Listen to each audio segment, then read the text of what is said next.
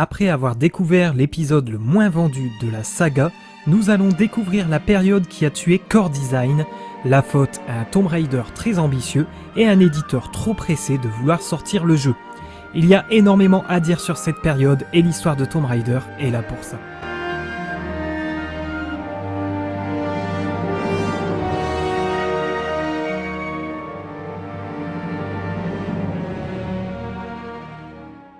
L'ère PlayStation s'est terminée lamentablement avec un Tomb Raider usé jusqu'à la corde.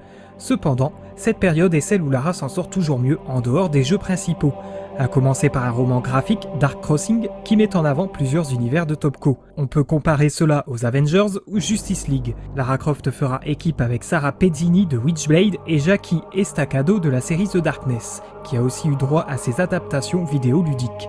Ce roman graphique est divisé en deux parties et met en avant l'épée de Lucifer que recherche le maître d'arts martiaux de Lara. Une fois que Lara lui rapporte l'épée, il la donne à son élève Daria, qui tuera son maître et se servira de l'épée pour réveiller le chevalier boucher, malgré les efforts communs de Lara, Sarah et Jackie. Les motivations de Daria et du démon seront en œuvre dans les futurs comics Butcher Knight, car ceci n'est qu'un prélude à ces derniers. Mais l'année 2001 est aussi celle d'un autre événement majeur dans l'histoire de Tomb Raider. Un long métrage allait voir le jour et celui-ci est en préparation depuis 1998. En effet, plusieurs scénaristes ont tenté d'écrire plusieurs ébauches. Tout d'abord, Brian Friedman, qui avait coécrit Mortal Kombat Destruction Finale, écrira un premier script. Puis, en 1999, Steven De Souza, qui avait écrit et réalisé le film Street Fighter, réalisera aussi une ébauche d'un script qui sera rejeté par la Paramount, studio qui venait tout juste d'acquérir les droits d'adaptation cinématographique de Tomb Raider.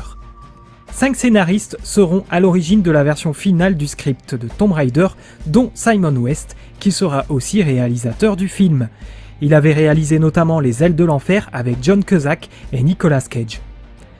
Un gros succès au box-office mais moyennement reçu par la presse, Lara Croft Tomb Raider sera le titre du film et sera financé par Lombard Bank, avec toutefois la condition d'y inclure des acteurs et actrices britanniques, ce qui sera bien le cas avec notamment Daniel Craig dans le rôle d'Alex West et de Ian Glen dans celui de Manfred Powell. En ce qui concerne l'incarnation de Lara Croft au cinéma, les rumeurs vont bon train et beaucoup d'actrices montreront leur intérêt pour le rôle. C'est le cas de Jennifer Love Hewitt, Famke Janssen, Jennifer Lopez, le modèle de Tomb Raider 2 Rona Mitra, Elizabeth Hurley, Ashley Judd, Sandra Bullock, Catherine Zeta-Jones, Diane Lane, Demi Moore et Denise Richards qui était la favorite du studio pour décrocher le rôle. Finalement, Simon West veut absolument une actrice débutante qui n'aurait pas porté de film d'action-aventure récemment. Une actrice qui n'a pas forcément cette image lisse qu'avaient la plupart des premiers choix de la Paramount. Il choisira donc Angelina Jolie pour porter ce blockbuster. Ce qui, rappelons-le, était inhabituel dans le cinéma hollywoodien de voir un film d'action avec une femme dans le premier rôle, même s'il y en avait déjà eu comme Sigourney Weaver dans Alien. Le pari était plus risqué pour Tomb Raider car il s'adresserait à un public beaucoup plus large, et c'est cela qui en faisait une première dans le monde cinématographique. Cela rappelle légèrement le rôle qu'elle a joué en débarquant dans le domaine des jeux vidéo. Simon West avait espoir que le film fasse évoluer le rôle des femmes dans les films d'action. Cela mettra beaucoup de temps à se démocratiser finalement, il faudra encore attendre plus de 15 ans pour avoir régulièrement des femmes dans des rôles titres. Revenons au choix d'Angelina Jolie pour incarner Lara Croft. Beaucoup de controverses naîtront parmi certains fans comme le fait qu'elle soit américaine et non britannique, le fait qu'elle porte des tatouages, mais aussi à cause de sa vie personnelle très controversée et médiatisée. Angelina Jolie n'a pas d'agent, ce qui lui permet d'être assez naturelle et sans retenue lors de ses apparitions et interviews. Simon West rejettera toutes ces controverses en assurant qu'il y a aussi énormément de points communs entre l'actrice et le personnage de Lara. Notamment la taille d'Angelina Jolie est beaucoup plus proche de Lara que les actrices choisies par la Paramount. Angelina Jolie déclarera dans une interview qu'elle a dû rembourrer son soutien-gorge pour augmenter la taille de son buste. Cela peut paraître dérangeant aujourd'hui, mais il fallait qu'elle soit au plus proche possible du modèle du jeu vidéo. Elle dira cependant que la différence n'était pas exagérée car elle faisait du 36C alors que Lara faisait plutôt du 36D. Mais il n'y a pas que la plastique d'Angelina qui compte car elle devra se soumettre à une formation approfondie d'arts martiaux et de maniement des armes. Pour son passé sulfureux, le studio la forcera à passer régulièrement des tests de dépistage de drogue. Angelina Jolie se dira prête et fiable pour ce rôle, et bien sûr, les tests seront négatifs et elle travaillera dur pour le rôle. Des personnes seront même engagées pour s'occuper de sa santé physique et mentale. Dans son jeu d'actrice, elle a dû prendre un accent britannique, tandis que Daniel Craig devait prendre l'accent américain. On remarquera également au casting Chris Barry, le majordome Hilary, qui est devenu populaire plus tard grâce à la série Red Dwarf. Jon Voight, père d'Angelina Jolie, jouera le père de Lara Croft, une bonne raison de les réconcilier alors qu'ils étaient en froid depuis plusieurs années. Le tournage débutera le 30 juillet 2000 et se terminera le 30 novembre 2000. Le film se tournera notamment en Sibérie et au Cambodge et plus précisément au temple Taprom et plus principalement au studio Pinewood, les fameux studios des films 007. Enfin, le manoir des Croft n'est autre que l'Hatfield House à Hertfordshire en Angleterre. Pour ce qui est de la bande originale du film, Nathan McCree devait au départ s'en occuper, mais il sera vite écarté afin de prendre un compositeur qui a déjà travaillé pour des longs métrages. Michael Kamen, compositeur du film X-Men, est d'abord engagé, mais sera finalement écarté après l'écoute de son travail. Un autre compositeur sera embauché à la dernière minute, Graham Revell, qui composera la musique du film en 2 semaines. Il n'utilisera pas le thème du jeu vidéo, non, le thème sera original et très bien dans l'esprit de mystère et de temple. Une composition qui donne un bon cachet au film.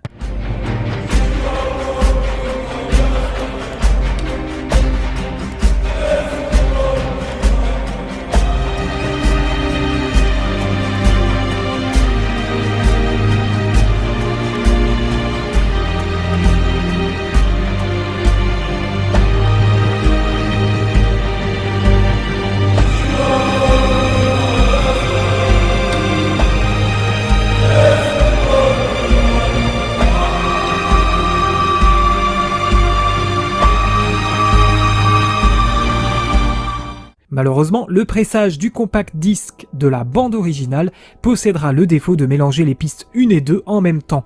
Cela obligera un nouveau pressage de CD et Revell présentera ses excuses sur son site web. Bien sûr, il y aura des artistes qui participeront à la musique du film, avec notamment U2 qui retrouve Lara avec Elevation.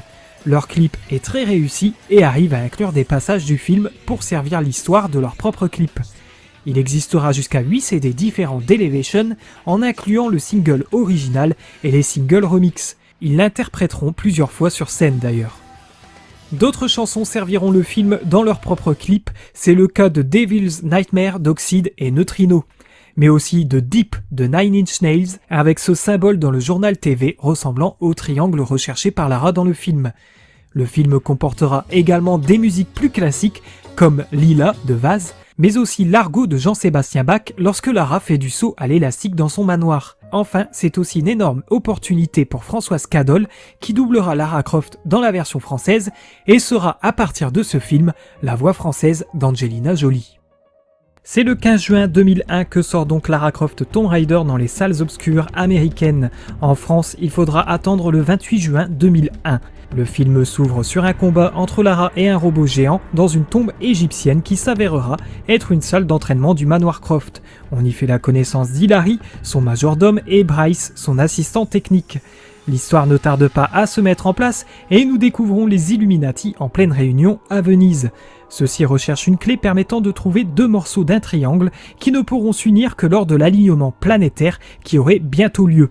Alignement qui ne se produit qu'une fois tous les 5000 ans. Autant dire qu'ils n'ont pas le droit à l'erreur. Retour au manoir Croft, le défunt père de Lara lui apparaît dans un rêve et un tic-tac mystérieux se fait entendre et la réveille. Elle trouvera une horloge cachée dans son manoir, horloge qui cache en son cœur un artefact mystérieux. Elle partagera sa découverte avec Wilson, un ami de son père. Celui-ci le mettra en contact avec Manfred Powell, dont l'horlogerie serait un hobby. Malgré tout, il ne saura pas renseigner Lara plus que ça. Lara retourne donc au manoir et se fera attaquer par un commando armé qui repartira avec l'artefact. Le lendemain, Lara recevra une lettre de son père qui était programmée pour lui parvenir exactement ce jour-ci.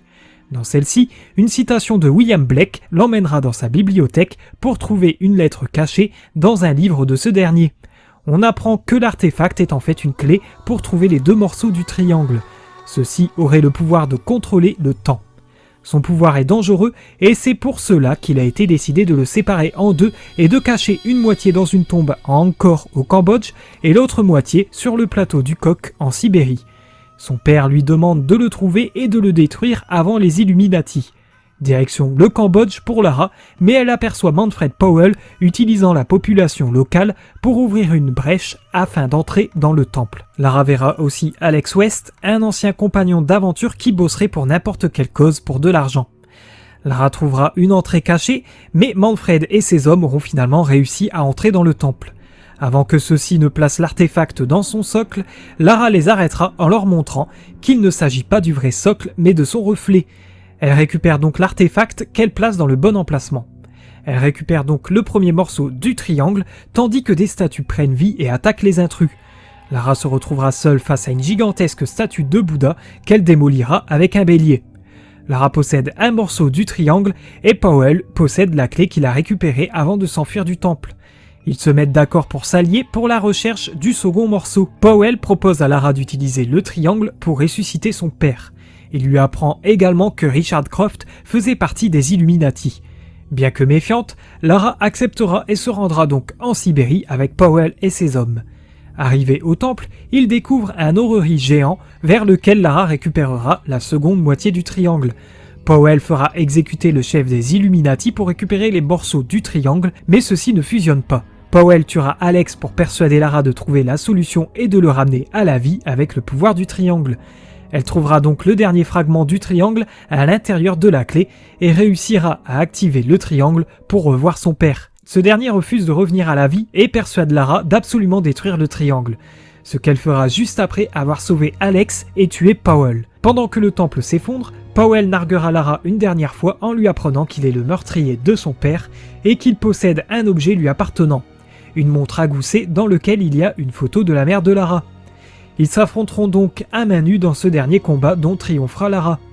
Elle s'enfuira du temple avec classe et la dernière scène termine le film comme il a commencé. Lara s'empare de ses pistolets pour affronter le robot entièrement reprogrammé par Bryce. Le film sera un énorme succès commercial et à l'époque, il sera le film adapté d'un jeu vidéo le plus rentable et celui qui aura le meilleur démarrage. Le deuxième meilleur démarrage de l'histoire du studio Paramount et le cinquième film ayant rapporté le plus en 2001 avec environ 275 millions de dollars de recettes.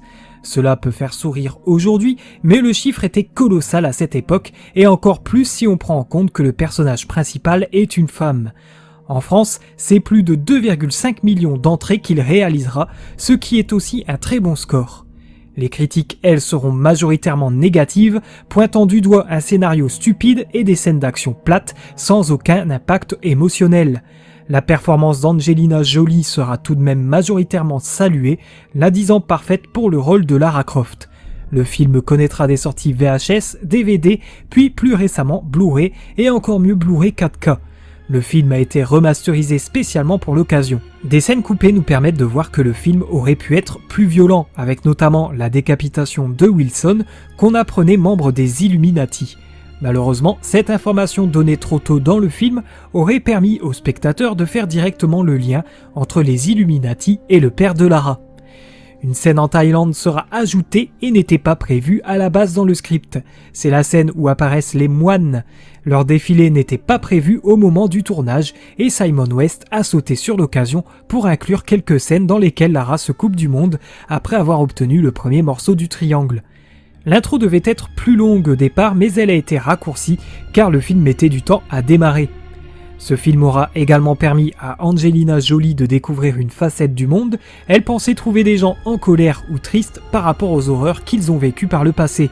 Finalement, ce sont des gens bienveillants et généreux qui se sont montrés, bien loin du monde d'Hollywood rempli de personnes égoïstes dont les seules valeurs sont la célébrité et l'argent. Cela l'a amenée à se poser des questions sur elle-même, sur les autres et l'a rendue plus humble. Elle y retournera en 2002 et adoptera son premier enfant, Maddox. Cette expérience laissera loin derrière le passé sulfureux de l'actrice. Retour aux jeux vidéo maintenant avec la suite des aventures mobiles de Lara Croft. Suite au succès du premier opus Game Boy Color, Eidos remet le couvert en confiant cette fois-ci la tâche à Activision. Les développeurs de chez Core Design étaient en plein développement du 6e opus. Une petite équipe développera donc Lara Croft Tomb Raider, la malédiction de l'épée. Le projet réunissait les programmeurs Dan Scott et Ian Manders, les level designers Jamie Morton et Paul Field, et à la musique et effets sonores, c'est Manfred Litzner, un compositeur allemand habitué des jeux Game Boy Color. Le jeu s'ouvre sur un homme faisant un rituel pour enfermer l'esprit de Madame Pavot dans une épée ancestrale, le temps de trouver un corps et le sortilège qui pourrait la ramener à la vie. Madame Pavot était une magicienne maléfique qui contrôlait les enfers et sacrifiait bon nombre de vies humaines avec sa magie noire pour que son pouvoir grandisse. Ce n'est qu'avec l'aide d'un magicien puissant et bienveillant qu'une foule a subitement fait irruption dans son domaine pour la brûler et jeter la sorcière depuis une falaise. De nos jours, Lara Croft visite le musée d'antiquité de New York dirigé par une amie de longue date, Jane. Elle lui montre l'épée trouvée dans une épave près de la côte floridienne. Elle pense qu'elle était utilisée lors de rituels de magie noire. Mais des hommes prennent d'assaut le musée et volent l'épée. Le premier niveau, le musée, se lance donc, et bien sûr, Lara n'a pas pensé à prendre ses armes.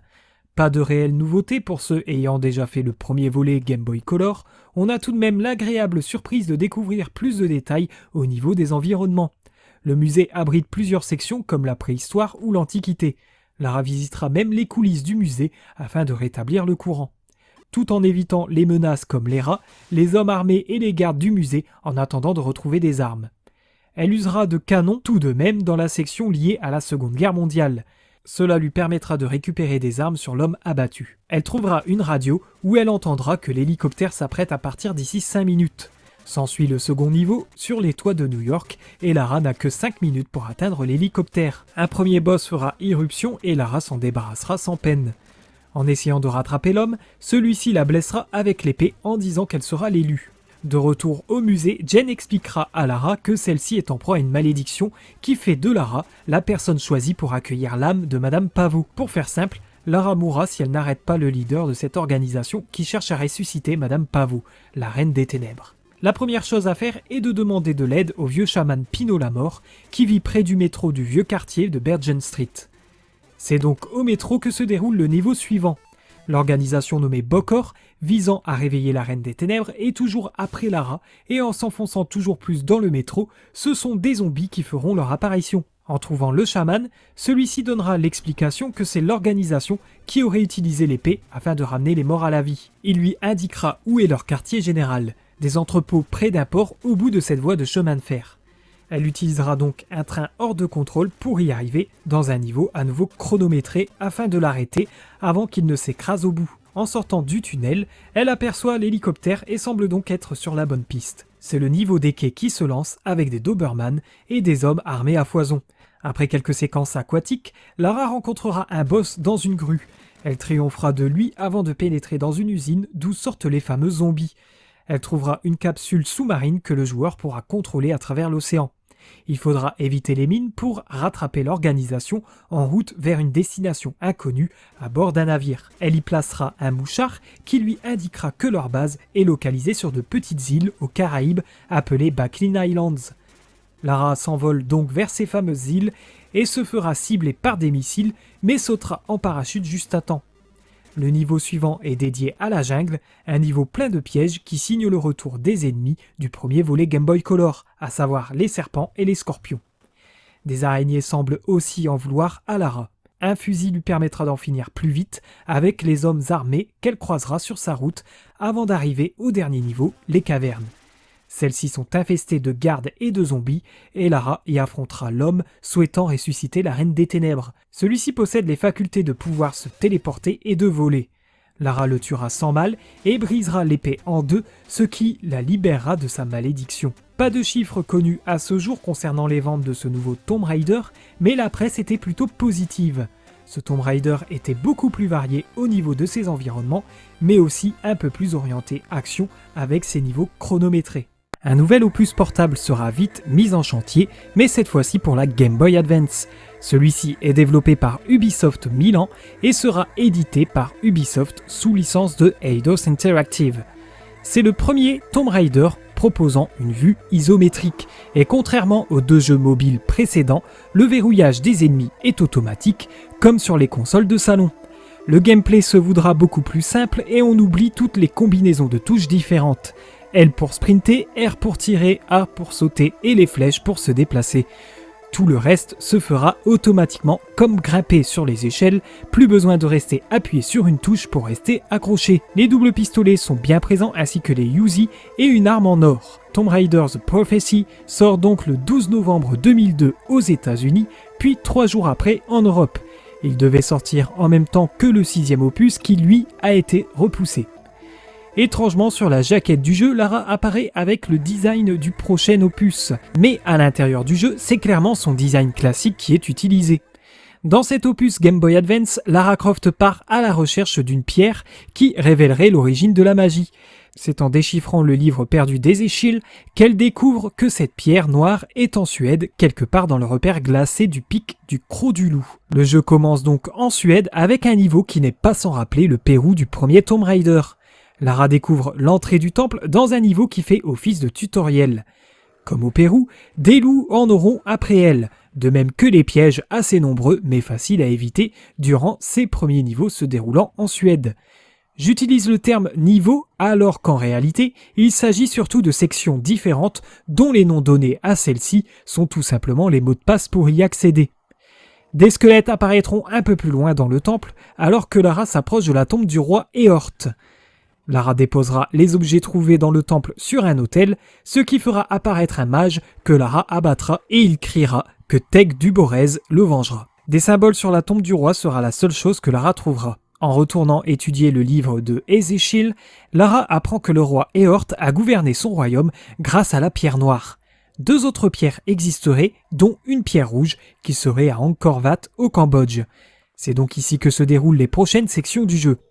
Cette fois-ci, c'est la tombe du roi Surya Varman II qui est à l'honneur. Les sections se suivent et se ressemblent encore une fois avec des loups qui ont juste changé de couleur depuis la Suède, des énigmes, des séquences de plateformes, encore des squelettes, des pièges. C'est lorsque débute une nouvelle section que l'on entend 2 mages parler entre eux. Ils veulent réunir les pierres pour accomplir le rituel final et qu'il s'agit du devoir de leur fraternité, Teg du Borez. Lara trouvera la pierre noire et non la rouge, et un mage rouge fera irruption et ordonnera au mage noir de ne pas la laisser faire.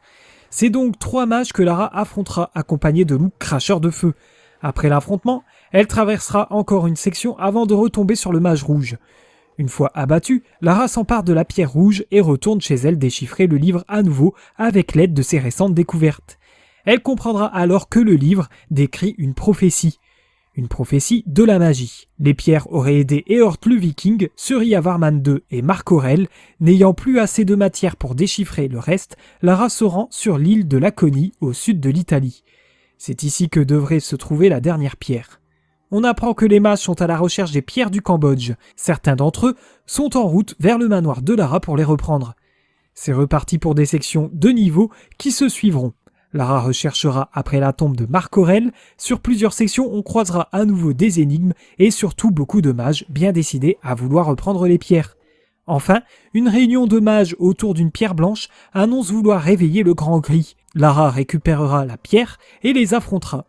Finalement, un mage blanc de la fraternité lui assurera qu'ils lui voleront les pierres lors de sa mort parce qu'elle n'est qu'une simple mortelle. Lara se décide donc de déchiffrer le reste de la prophétie afin de trouver d'autres informations pour vaincre ce clan. Elle apprend que la résurrection du Grand Gris serait apocalyptique. Les derniers niveaux se dérouleront donc directement dans le quartier général des Teg du Borez, un château dans lequel vivent des esprits, comme si les mages n'étaient pas suffisants. Elle affrontera l'un d'entre eux en faisant un marché. Le gagnant garde les pierres. Elle le tuera, mais celui-ci révélera, depuis l'au-delà, que seule la défaite du Grand Gris serait synonyme de victoire et de paix pour Lara.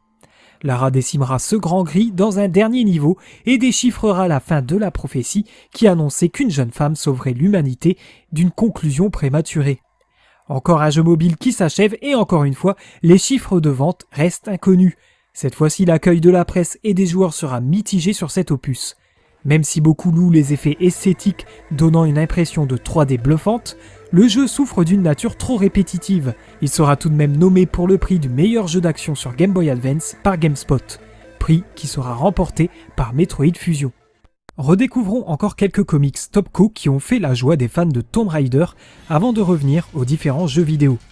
11 arcs sortiront entre Tomb Raider Chronicles et le Tomb Raider Next Generation et sont généralement dessinés par Andy Park et écrits par Dan Jurgens, sauf exception que je ne manquerai pas de signaler.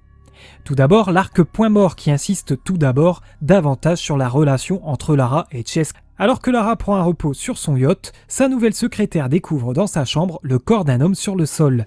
Lara l'examinera et reconnaîtra le symbole des écuyers de minuit, une organisation politique secrète. Un orbe étrange est également retrouvé sur le lit, une escouade fait irruption sur le bateau, Lara et Madeline s'enfuiront à bord d'un jet ski, Madeline fera exploser le navire dans lequel les hommes se trouvaient. Lors d'une réunion des écuyers de minuit, le chef Rotek exige à ses hommes de récupérer l'œil de Shaher-Etin et de tuer Lara.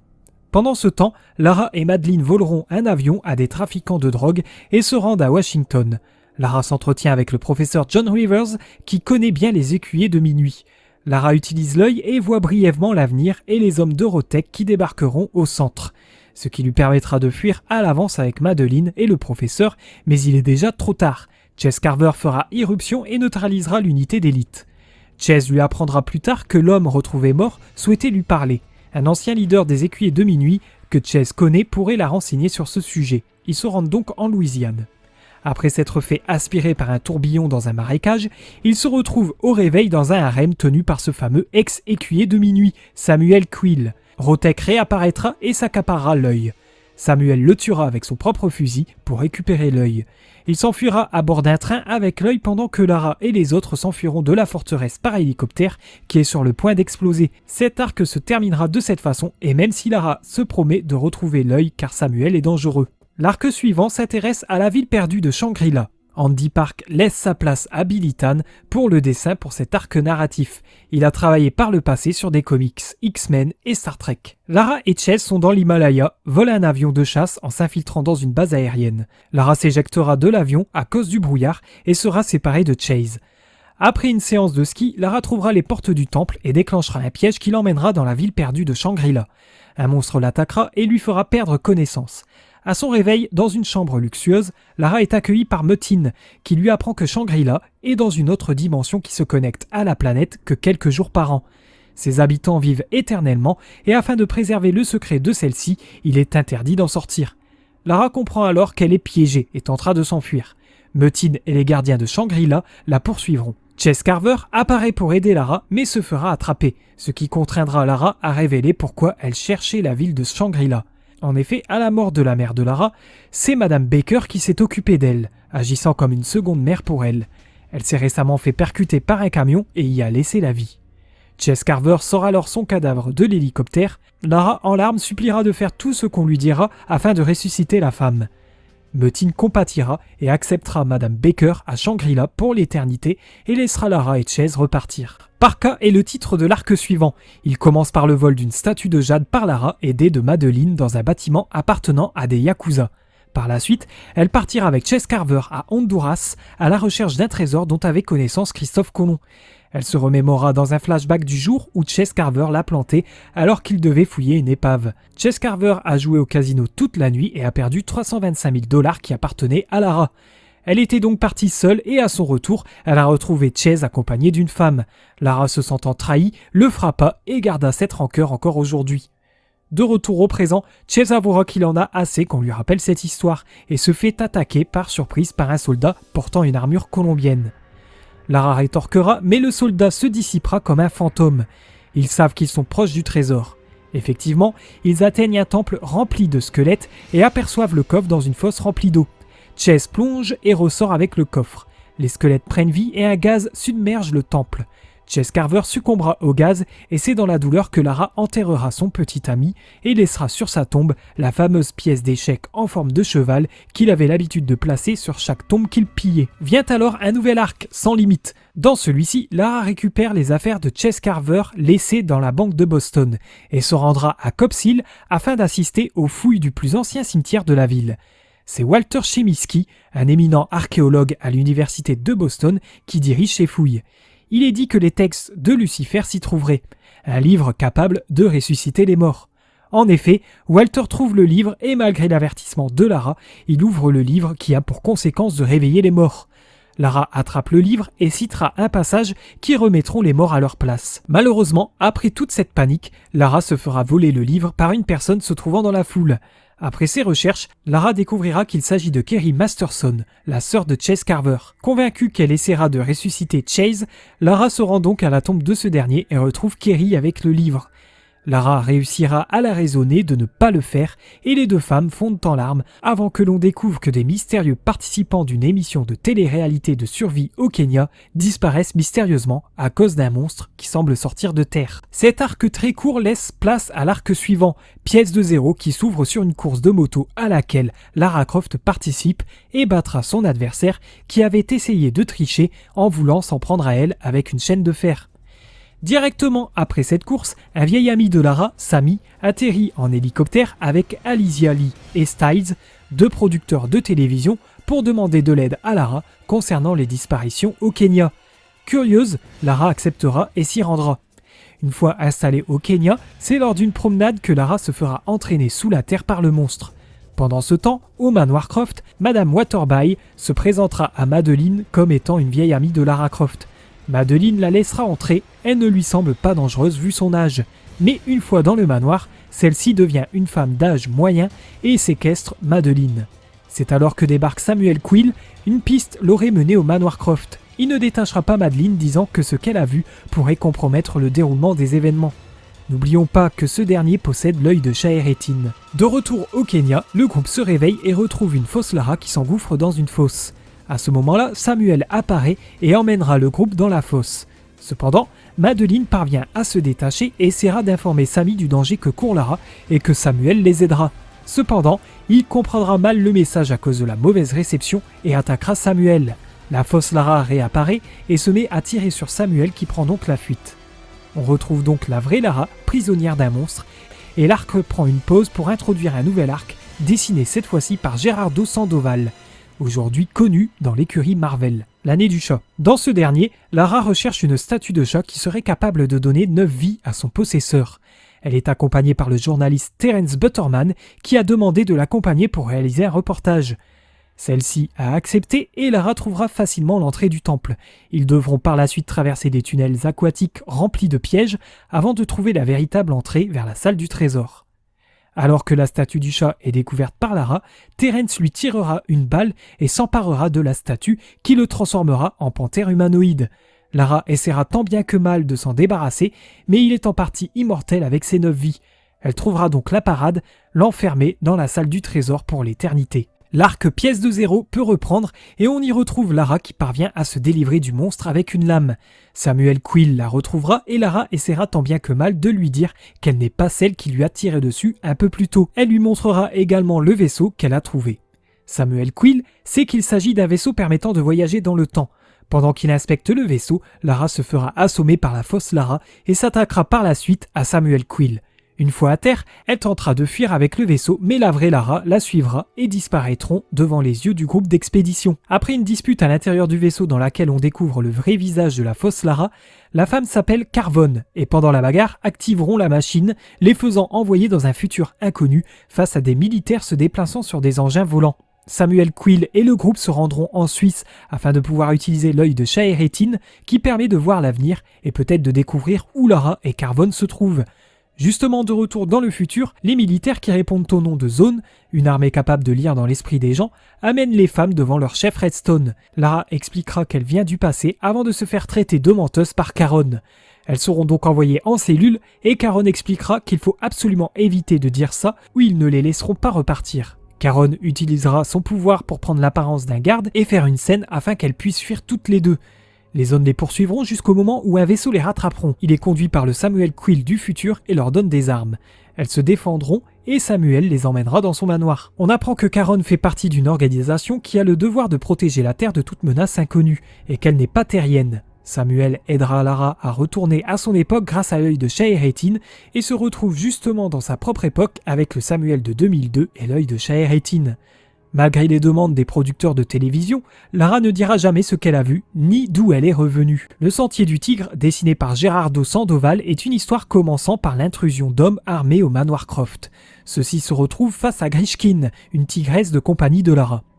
Lara les interrogera et apprendra qu'ils ont été engagés par Lord Vimes qui avait demandé à Lara de voler des objets dans un musée. Elle avait refusé et les objets furent volés et en ont donc conclu qu'elle était responsable. Lara vérifiera les enregistrements des caméras de surveillance et remarquera une ressemblance entre le voleur et elle. Elle libérera les hommes et téléphonera à Lord Vimes afin de conclure un accord. Retrouver les objets en échange d'excuses et de 2 millions de livres. Lara enquête donc sur les mandalas volés. La voleuse se présentera au manoir Croft et expliquera avoir besoin de ces 4 mandalas afin que ses sœurs ne soient pas piégées dans les perles de Samsara. Lara se rend donc au ravin de Taksang, dans la région himalayenne, afin de trouver le mandala noir. Après une série de défis, elle le trouve, mais se retrouve coincée par une armée de statues. Pendant ce temps, Lord Vimes montre sa vraie nature, une créature qui a besoin des mandalas afin de ressusciter. Celui-ci reste en vie en prenant la vie d'autres personnes. De retour du côté de Lara, elle affronte et terrasse les statues. Pendant que la voleuse s'introduit dans le temple, Lara trouve le mandala noir et se retrouve dans un piège ancestral. En réalité, Lara est prisonnière des perles de Samsara et un moine tibétain du nom de Tsangdo Kai l'aidera à passer les épreuves du sentier du tigre et comprendra que les sœurs de la voleuse, alias Lydia Blake, sont des dieux démoniaques, tout comme Lord Vimes. Lara se servira de la clé pour quitter les lieux et se retrouvera face à Lydia et lui donnera le mandala noir. Elle sait d'avance que Lydia n'arrivera pas à ses fins, étant donné qu'elle a aperçu ses restes dans les perles. Cependant, le moine tibétain se retrouve désormais dans la dimension de Lara et reviendra pour l'arc suivant, le jardin de Méduse. Dans celui-ci, Lara profite des vacances avec Sang, dont elle est tombée amoureuse, mais Lord Vimes viendra gâcher ces dernières, furieux que Lara ne lui ait pas rapporté les mandalas. Tsang se fera tuer par les monstres envoyés par Lord Vimes et Lara promettra de se venger. L'histoire suivante, Endgame, écrite par John A. Hyber, qui à partir de ce comics prendra la place d'Andy Park et dessinée par Michael Turner, est une célébration pour le 25e comics de la série Tomb Raider. Elle fait également le lien avec le comics Witchblade numéro 59. Une force mystérieuse semble se propager sur les habitants de New York. Sarah Pezzini fera appel à Lara pour l'aider à résoudre ce mystère. Lara suivra la piste d'une orbe bleue qui s'est extraite d'un vieil homme possédé. Elle se retrouvera en face d'un monstre qui prendra possession d'elle. La suite se déroulera dans le comics numéro 60 de Witchblade, dans lequel Sarah et la Witchblade auraient le pouvoir d'arrêter cette force démoniaque. Mais la suite se fera dans le comics Evo numéro 1. Les hyper-sapiens, évolution de l'homo sapien, débarquent du futur afin d'arrêter l'entité que Lara sert, un certain Vox qui chercherait à se servir d'une machine pour faire évoluer le monde vers ce qu'il est devenu dans sa timeline. Mais il aura besoin de la Witchblade. Sarah et une des enfants hyper-sapiens joigneront leurs forces pour l'en empêcher avant que Lara ne s'empare de la Witchblade. À partir de ce moment, elle n'obéira plus à Vox, mais sera guidée par l'âme de la porteuse originelle. Lara se sacrifiera pour stopper le rituel en cours et l'arc Endgame prendra fin sur cette mort. Mais dans l'arc suivant, Abyss, c'est Randy Green qui dessinera l'arc, hormis l'ultime comics qui sera dessiné par Sandoval, qui s'occupera également de l'arc suivant. C'est à nouveau un crossover avec Witchblade et The Darkness qui survient. On apprend que Sarah a organisé des obsèques égyptiennes pour Lara, et c'est pour cela que Lara se retrouve dans l'au-delà aux ères de mythologie égyptienne. Elle devra vivre pour l'éternité avec un pharaon peu recommandable et essaiera d'échapper à cette situation coûte que coûte en affrontant diverses créatures. C'est en apprenant l'histoire de ce pharaon qu'elle réussira à le piéger et à le réduire à néant. C'est alors que Nehebko, gardien de l'entrée vers l'Underworld, apparaît et accorde le droit à Lara de revenir vers le monde des vivants. Elle réapparaît dans un musée et c'est en appelant Sarah qu'elle apprend que son manoir et ses objets ont été liquidés, certainement à Lord Vimes, comme le laissait sous-entendre le début de cet arc, et c'est confirmé avec l'arc suivant, Étrange Chair. Lord Vimes possède bien le manoir de Lara et tient Tsang en otage. Il pourrait être ramené à la vie si Lara retrouve pour lui l'eau de vie et de mort. Lara se rend donc au Vatican en premier lieu pour délivrer un étrange garçon nommé Valia. Il sait où se trouve cette eau. Elle se débarrassera d'un sécator, ce n'est pas un Pokémon mais un robot mortel qui garde la prison de Valia. Il l'emmènera ensuite dans le désert sibérien où il racontera qu'il chassait un loup et un oiseau de feu est apparu et les aurait exterminés. Il a souffert en mourant mais ce n'était rien comparé à la souffrance de sa résurrection survenue juste après. Valia se transforme soudain en loup en défiant Lara de venir prendre son eau de vie et de mort. Lara le tuera et récupérera son sang dans une fiole.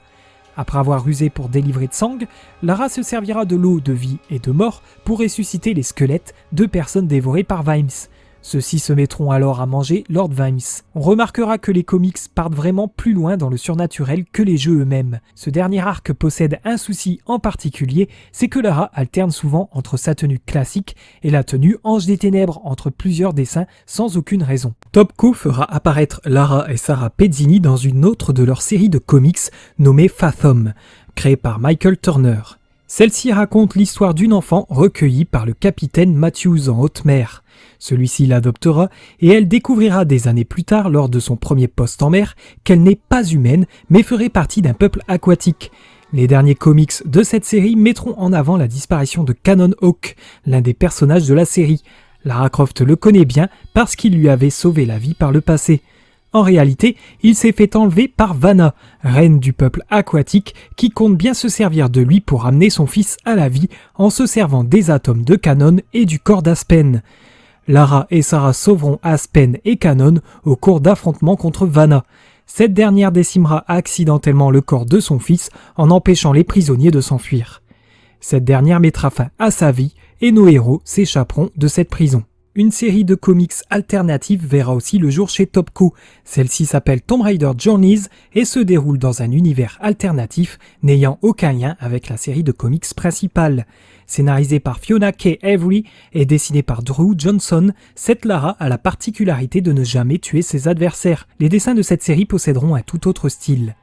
12 comics composeront cette série. Le premier met en scène Lara pendant ses vacances au Pérou à bord de son yacht. Elle sera surprise par le Bonnie Rider, un galion pirate anglais qui aborde le navire de Lara qui leur fera peur avec ses doubles pistolets. Ceux-ci sont effrayés et le capitaine Jonathan Kagan est impressionné. Il lui proposera de rejoindre son équipage et livreront bataille contre le Dora del Sol. Ils se feront massacrer et Lara se réveillera dans sa cabine comme si rien ne s'était passé. L'équipage serait victime d'une boucle temporelle depuis le XVIe siècle tant qu'il ne vaincrait pas le Dora del Sol. Lara prendra les commandes lors de la prochaine bataille, terrassera l'équipage du Dora del Sol et pillera le navire qui contient une partie d'Eldorado. Les pirates et leurs navires disparaîtront suite à l'arrêt de la boucle temporelle. Dans le second comics, Lara échoue sur une plage du Pérou et rencontrera Joseph, un pêcheur qui lui affirmera que l'Eldorado n'existe pas. C'est un enfant du nom d'Eduardo qui lui montrera l'entrée vers celui-ci. Pendant que Lara et Joseph explorent l'Eldorado, des mercenaires menacent les villageois de leur montrer l'entrée d'Eldorado. Ils apercevront Eduardo avec une vieille pièce d'or et l'obligeront à leur montrer où est cette entrée. Lara et Joseph trouveront un talisman de la terre. Celui-ci promet l'effondrement de la caverne s'il est retiré de sa cavité. Les mercenaires tomberont dessus un peu plus tard, le prendront et cela provoquera la venue de la lave en fusion. Lara et Joseph seront les seuls survivants et l'or sera perdu à jamais. Elle a tout de même réussi à récupérer le talisman et l'offre à Joseph afin qu'il puisse sortir les villageois de leur pauvreté. Le troisième comics de la série Journeys s'attarde sur la découverte de la ville perdue de Sodome et de Gomorrah. Un certain Kagan, un magnat du casino, souhaiterait acheter le terrain sur lequel repose la ville perdue de Gomorrah et une organisation à but non lucratif et protégeant les sites archéologiques souhaiterait l'aide de Lara pour faire échouer cette transaction. Elle se rendra donc sur le site et volera le talisman du soleil qui aura pour conséquence de réveiller les morts. Kagan prendra peur et annulera sa transaction, tandis que Lara remettra le talisman sur le site afin que les morts reprennent place. Le quatrième numéro fera suite à cette histoire avec Kagan qui souhaite se venger de Lara, mais durant une recherche d'un char à Lambasis en Algérie, Kagan et ses hommes tendront un piège à Lara qui aura alors une vision avant de s'évanouir. Une vision qui fait le lien entre ce Kagan et le Kagan pirate du XVIe siècle rencontré lors du premier comics. À son réveil, les hommes de Kagan se seront retournés contre lui, forçant Lara et Kagan à extraire le char. Ils arriveront à se libérer, puisque c'est au tour de Kagan d'avoir une vision du temps des pirates. À son réveil, il s'apercevra que Lara a emprisonné les mercenaires, ainsi que lui-même pour que la police puisse s'occuper de son cas. Elle ne manquera pas cependant de citer Kagan pour la découverte du premier char conduit par une femme. La cinquième histoire s'attarde sur un bal de la promo 1992 de Chesterfield. Lara y retrouve ses anciens camarades et apprend la mort de leur professeur, Monsieur Bohannon. Soudain, tous les anciens élèves retrouvent l'aspect qu'ils avaient en 1992 et un cavalier fantôme défie Lara. Celui-ci fut apparemment convoqué par la couronne du roi Arthur que Lara avait trouvée il y a quelques années. Elle réussit à le vaincre et tout revient à la normale.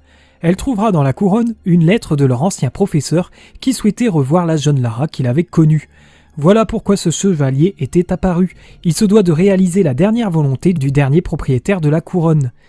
Pour le 6e comics, c'est un ancien camarade de classe, Tony Adler, devenu Premier ministre, qui demande à Lara de retrouver une lance venue de Nouvelle-Zélande volée au musée britannique. C'est le fantôme de Winston Churchill qui la convaincra de ramener la lance.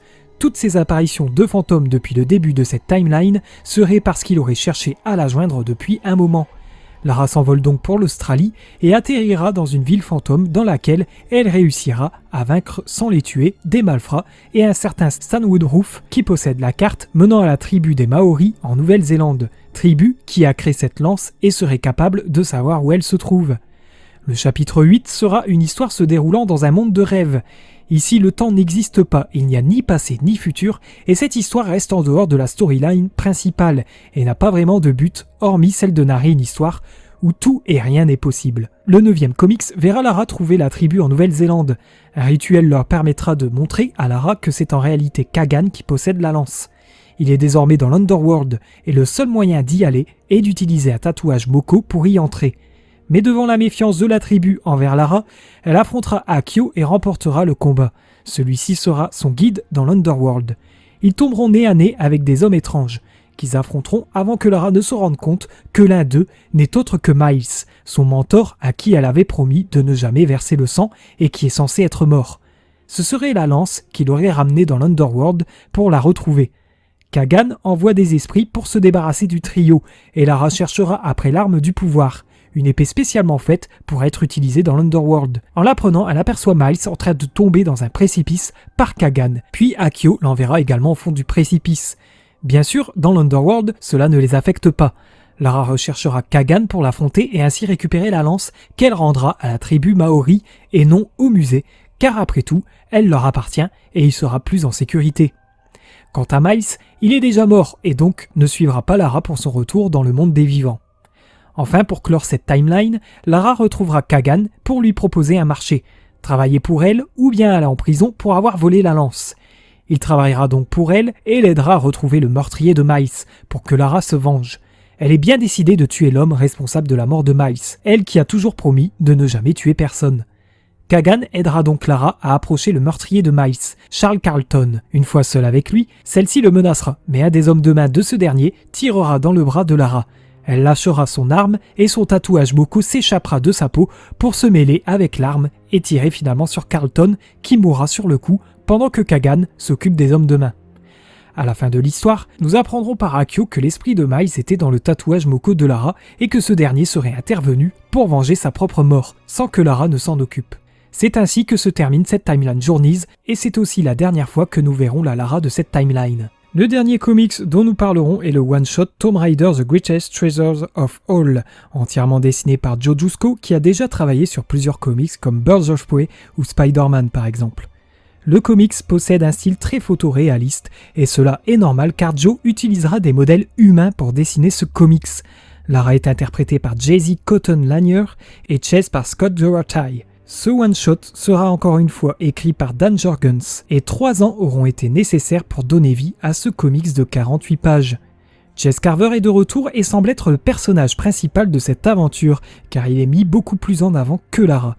Après avoir survécu à un crash d'avion et à des mercenaires, les deux aventuriers s'envolent vers le lieu où se trouve ce fameux trésor que Lara teasera à Chase tout au long de l'histoire.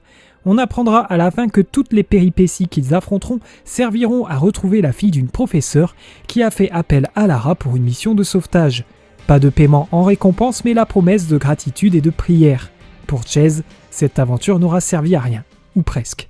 Ce long passage sur les comics montre que malgré les 2 ans et demi qui séparent les opus 5 et 6 de Tomb Raider, la licence Tomb Raider est toujours bien présente. Et ce n'est pas la pub télévisée sur la carte Visa qui dira le contraire, mais il est temps pour nous de nous attarder vraiment sur l'ère L'Ange des Ténèbres. Tout d'abord, parlons du jeu mobile Tomb Raider The Osiris Codex. C'est le premier jeu Tomb Raider à être sorti sur les téléphones mobiles. En effet, à une époque, il était possible de télécharger des jeux vidéo mobiles sur internet. C'est Yomo qui développera ce premier jeu de ce qui est censé être une trilogie. Yomo sont des développeurs britanniques de jeux mobiles.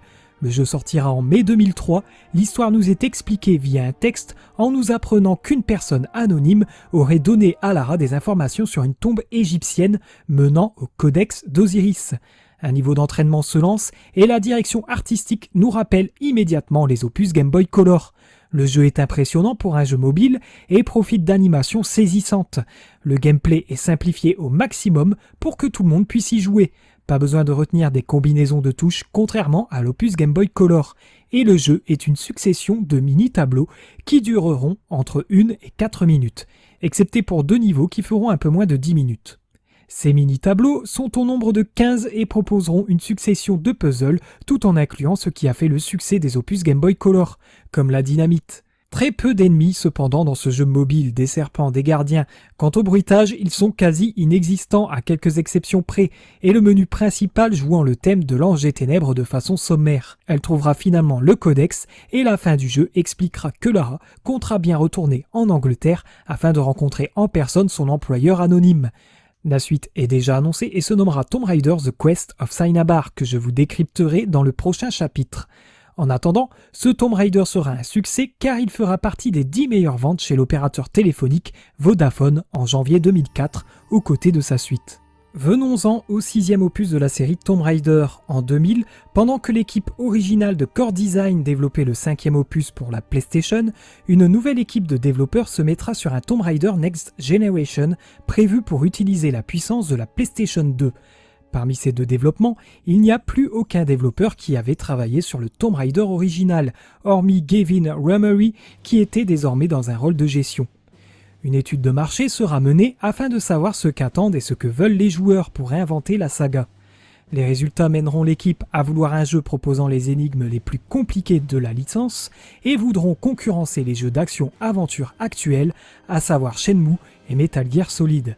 Shenmue pour son enquête policière et ses différents choix de dialogue, et Metal Gear Solid pour son côté infiltration. C'est un peu du déjà vu pour Metal Gear Solid car il a déjà inspiré la saga par le passé. Cependant, l'aspect voudrait être plus poussé qu'auparavant, tout comme les combats au corps à corps qui dans Tomb Raider 5 n'étaient pas en temps réel mais uniquement inclus dans des cinématiques.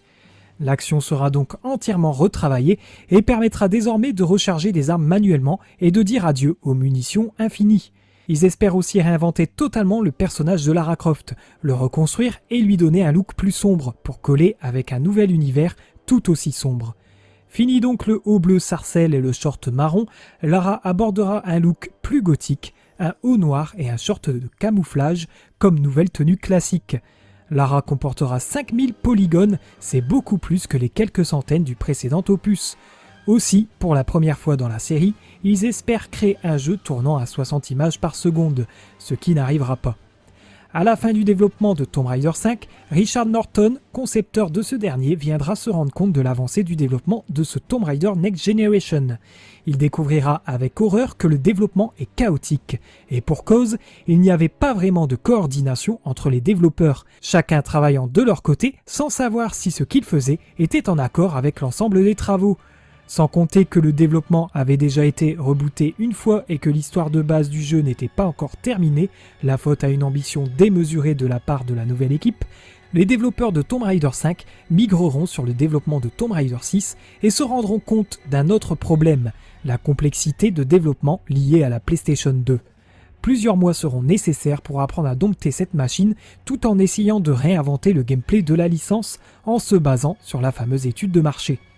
C'est à partir de maintenant que le développement du jeu sera plus maîtrisé.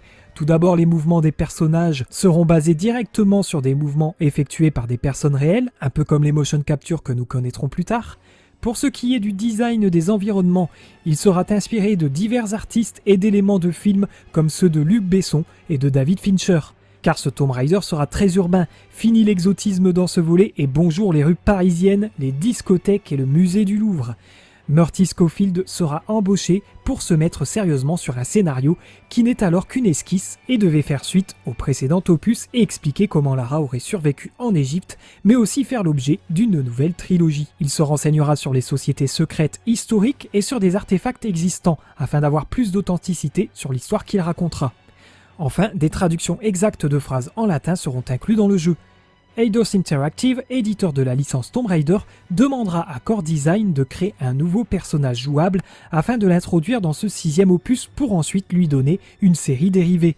Murty Scofield s'y collera également et créera Curtis Trent, le premier personnage masculin jouable de la licence Tomb Raider. Ce personnage a la particularité de posséder un pouvoir extrasensoriel, mais beaucoup de choses le concernant seront abandonnées, j'y reviendrai plus tard. Grâce à la PlayStation 2 et au nouveau moteur, beaucoup de choses qui étaient impossibles auparavant sont désormais réalisables, comme des lieux qui explosent ou qui s'inondent pendant que Lara est présente dans la pièce.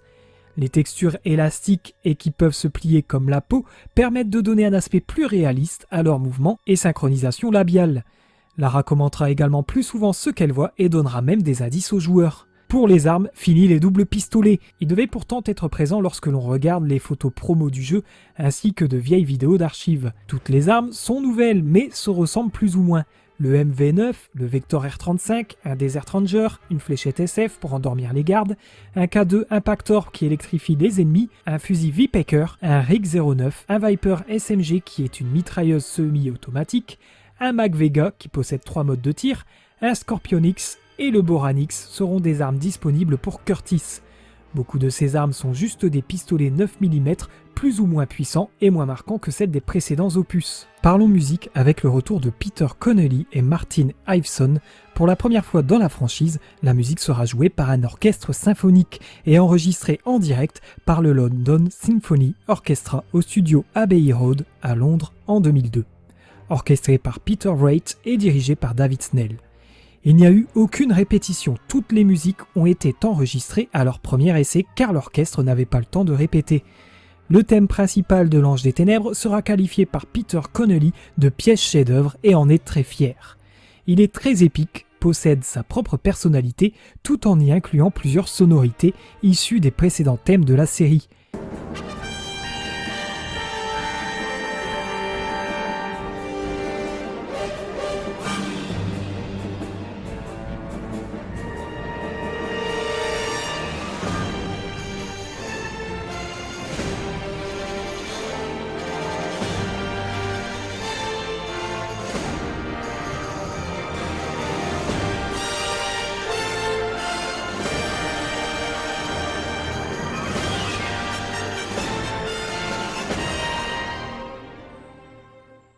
Il gardera également un très bon souvenir de ce projet qu'il qualifiera comme le plus excitant de toute sa carrière, notamment pour avoir eu le privilège de travailler avec le London Symphony Orchestra.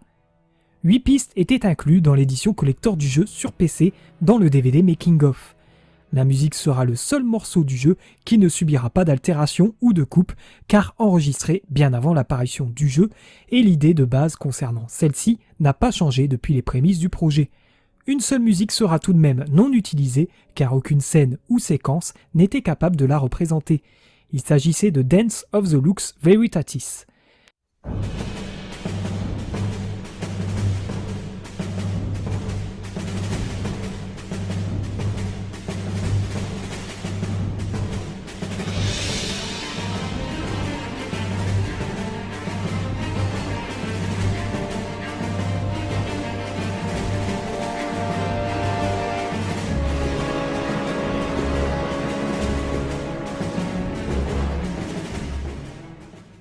On notera aussi la présence d'une musique composée pour la boîte de nuit, le Serpent Rouge, qui elle ne sera pas enregistrée par l'orchestre symphonique.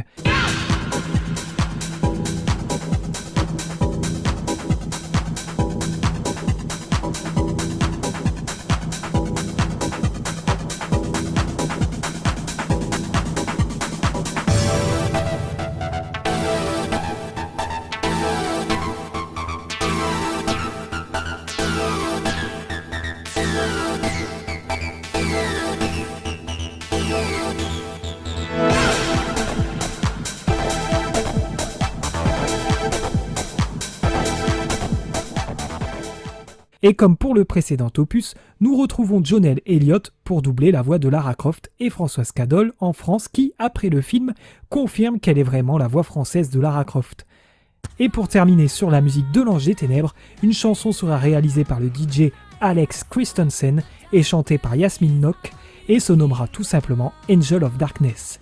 Le clip vidéo les envoie dans un jeu vidéo aux allures de l'Ange des Ténèbres, tout en mélangeant de véritables extraits du jeu. Le jeu commence à vraiment se révéler aux alentours de mars 2002 avec le nom officiel l'Ange des Ténèbres, qui est dévoilé au monde entier. Les développeurs ont hésité avec The Lost Dominion.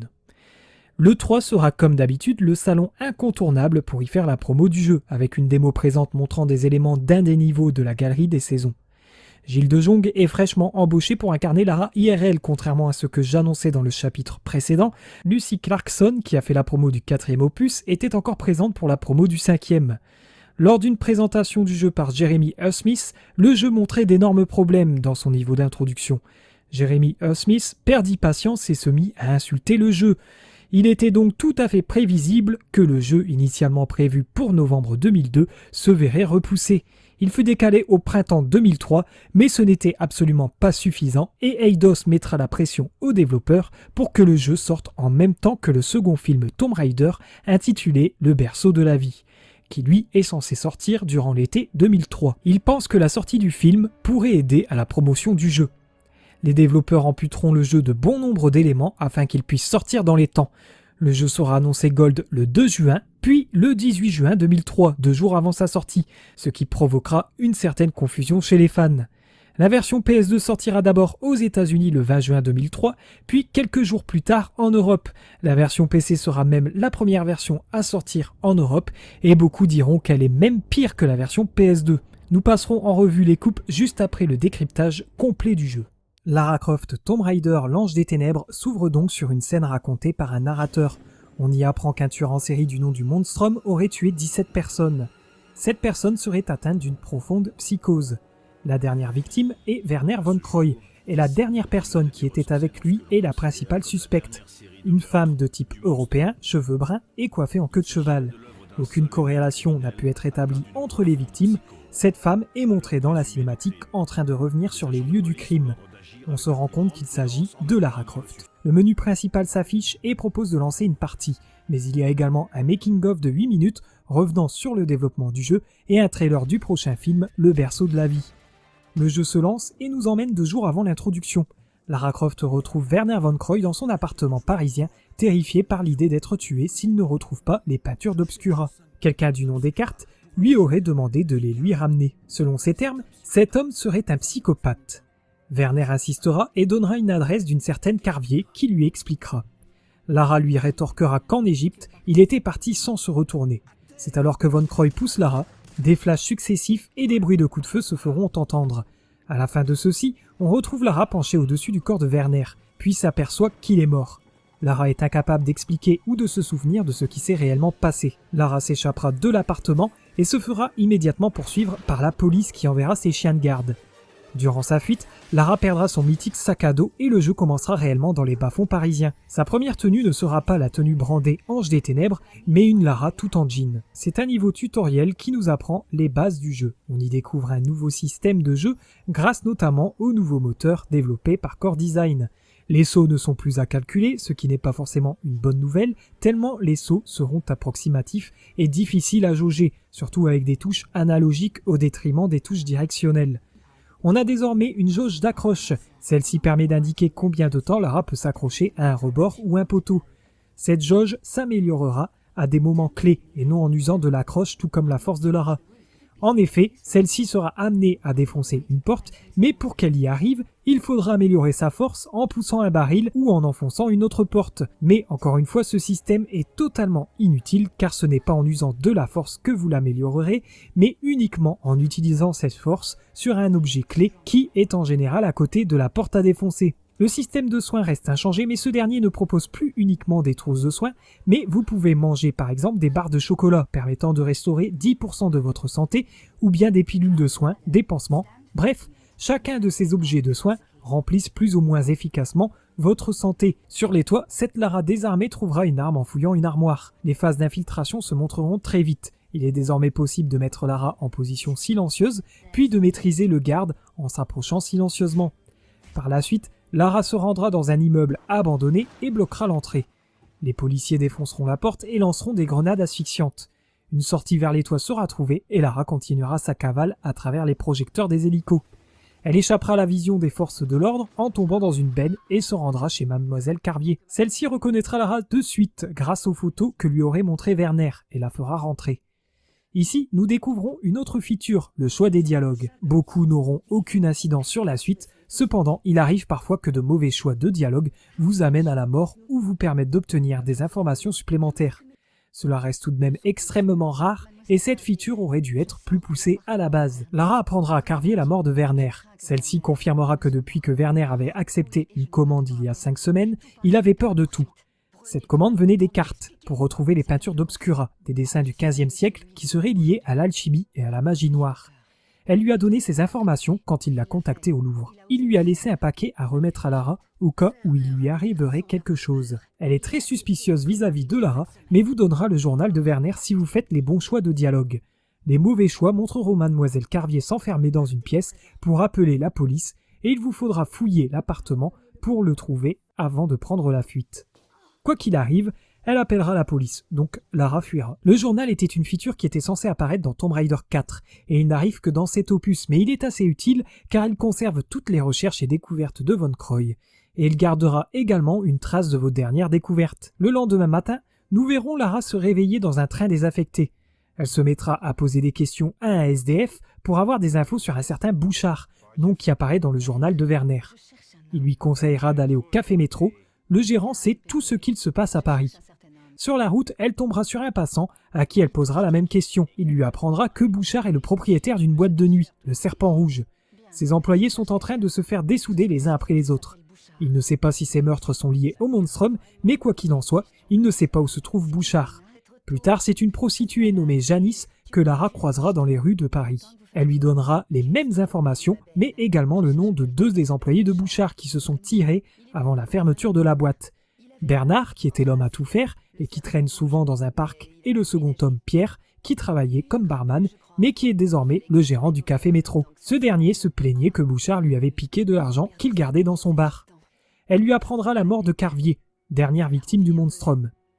Direction donc le café métro où Lara demandera des informations à Pierre sur Bouchard. Celui-ci lui demandera de récupérer un objet qu'il a laissé au Serpent Rouge dans un projecteur de scène qui ne marche plus en échange d'informations. Pour les plus observateurs, vous remarquerez que Curtis Trent est assis à une table du café métro. On l'apercevra partir en trombe sur sa moto juste avant d'entrer au Serpent Rouge. Lara traversera donc une boîte de nuit truffée de gardes afin de récupérer le fameux objet pour Pierre. Après être sortie par derrière, Lara passera par les égouts et trouvera à la sortie un ring de boxe dans une église sur lequel 2 hommes s'entraînent. Elle fera un pari pour emporter la montre en or de l'entraîneur, car oui, autre nouveauté, en fouillant dans l'environnement, il est possible de trouver de l'argent et des bijoux et autres objets à vendre dans un mont-de-piété de Monsieur Rennes. Une petite boutique se trouvant à Paris, avec laquelle Lara fait connaissance d'un Monsieur Rennes assez antipathique. Il est possible aussi d'aller dans une herboristerie, mais rien à signaler concernant ce passage, il n'est pas très important. L'argent ne servira au final pas à grand chose, hormis pour l'échanger contre une arme plus tard dans le jeu. Cette montre en or remportée ne servira à rien, car vous n'aurez plus accès au mont-de-piété. Cela est dû au fait que les développeurs ont opéré des coupes dans leur jeu. Vous remarquerez l'incroyable synchronisation des effets sonores.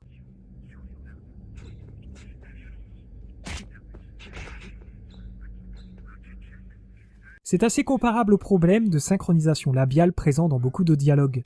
La vôtre. Je parle trop vite pour vous ? Lara rapportera l'objet demandé par Pierre. Elle apprendra que l'homme qui était assis dans la salle est venu lui poser les mêmes questions après son départ. Ensuite, il lui donnera l'adresse de son ex, Francine, et du code de sa porte. Elle devrait savoir où se trouve Bouchard.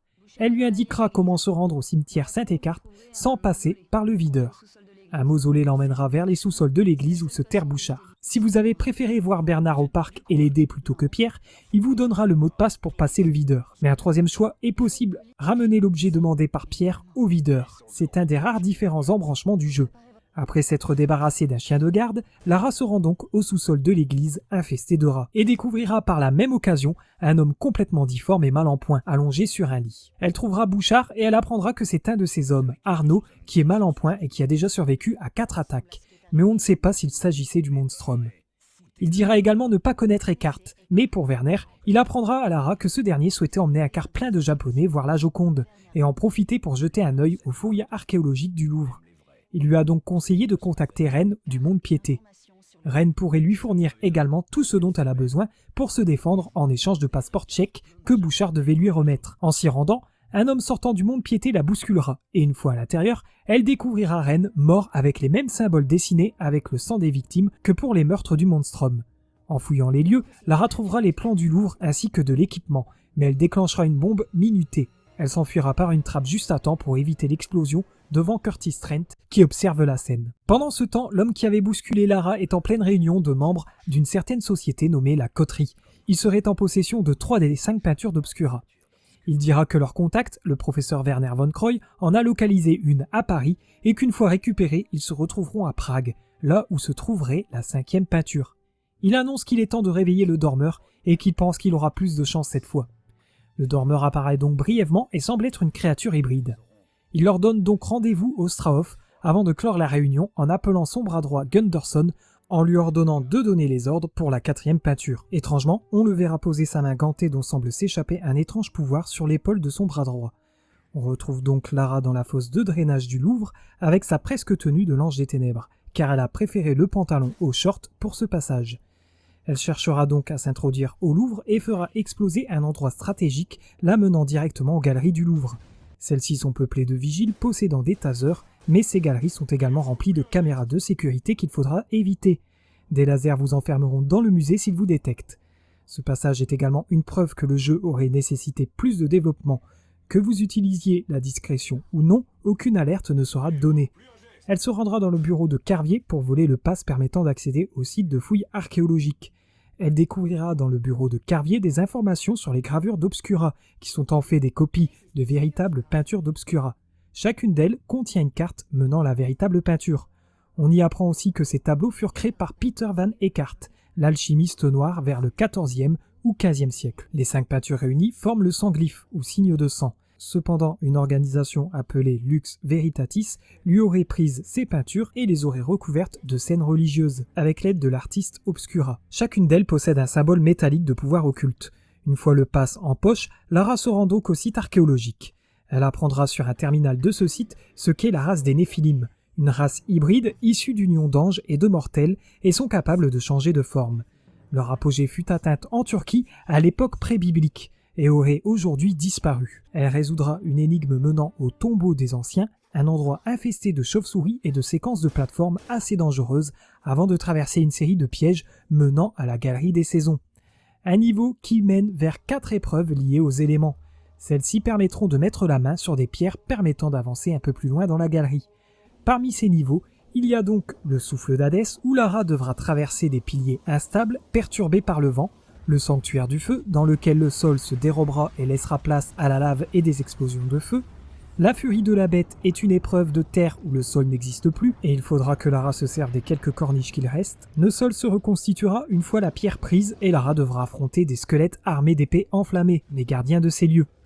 Enfin, le hall de Neptune est une épreuve aquatique pas très difficile après toutes ces épreuves qui mettent à mal les sauts approximatifs que le joueur est obligé d'effectuer. Lara retournera ensuite dans la galerie des saisons afin de placer les pierres et d'avoir accès à une pièce permettant d'activer des plateformes dans la galerie des saisons. Plateformes qui nous permettront d'atteindre l'étage de cette galerie et d'enfin trouver la tombe où repose la peinture d'Obscura. Elle est gardée par un esprit. Elle le sonnera avec un fusil fraîchement ramassé, ce qui lui permettra de récupérer la peinture sans qu'elle ne change de place, car l'esprit possède cette capacité. Une porte s'ouvrira lui permettant de retourner au site puis au Louvre. Le Louvre est d'ailleurs en train de se faire assiéger par Martin Gunderson, le bras droit des cartes, qui est venu avec des membres de son groupe paramilitaire qu'il dirige, The Agency. On remarque sur son plan que leur cible est Lara. Ils savent déjà qu'elle est au Louvre et en possession de la peinture. C'est dans un Louvre rempli de gaz faisant baisser la jauge d'oxygène que Lara s'aventurera en affrontant les gardes de Gunderson. Par chance, elle trouvera un masque à gaz, l'une des pires scènes de la série Solance, et montre Lara se faire surprendre par Curtis Trent et sa mystique arme, le Shirugai, qu'il contrôle avec ses pouvoirs télékinésiques. Il la mettra en joue, la désarmera et lui volera la peinture, dans un passage assez explicite. Cela s'explique par les instructions données aux acteurs pour la mocap selon lesquelles Lara et Curtis étaient un couple et qu'ils devaient faire un peu de roleplay. Encore pire, un baiser devait figurer dans cette scène mais heureusement abandonné. Une scène réalisée sans que personne ne donne son avis, hormis les personnes du studio de mocap. On a récemment appris que le scénariste Marty Scofield détestait cette scène. Quoi qu'il en soit, Lara poursuivra son voleur à travers les coups de feu des hommes de Gunderson. À la sortie, elle le retrouvera à terre et se penchera pour vérifier son état, mais se fera assommer. Le joueur découvre alors un garde de Gunderson qui prendra subitement l'apparence du videur de l'église de Saint-Écarde. Elle se fera réveiller par Bouchard qui dira n'avoir vu personne avant de la trouver. Lara ramassera un mystérieux artefact laissé par Curtis. Lara lui dira vouloir retourner à l'appartement de Von Croy car elle aurait trouvé des pistes au Louvre pour expliquer sa mort. Bouchard l'y emmènera avec son chauffeur privé. Il dira avoir chopé la fréquence des flics. C'est pour cela qu'il était dans le coin et qu'il souhaitait proposer son aide. Il lui apprendra également que le nouveau meurtre du Monstrum a eu lieu à Prague sur un certain Matthias Vasile. Lara avait appris qu'il était en lien avec Von Croy et Carvier au Louvre. Une fois Lara sortie de la voiture, Bouchard passera un coup de fil pour donner l'ordre d'envoyer le nettoyeur. Voici donc le retour de la scène d'introduction avec Lara qui pénètre dans l'appartement de Werner Von Croy. Des scènes lui reviendront. Une troisième personne était présente au moment du meurtre. Les joueurs reconnaîtront Peter Van Eckart et on le verra utiliser son gant pour dessiner les symboles sur les murs avec le sang de sa victime. Les mêmes symboles que ceux du meurtre de Rennes. En fouillant l'appartement, Lara en apprendra plus sur la coterie, une organisation composée de 5 alchimistes et de sorciers formés entre le XIVe et XVe siècle.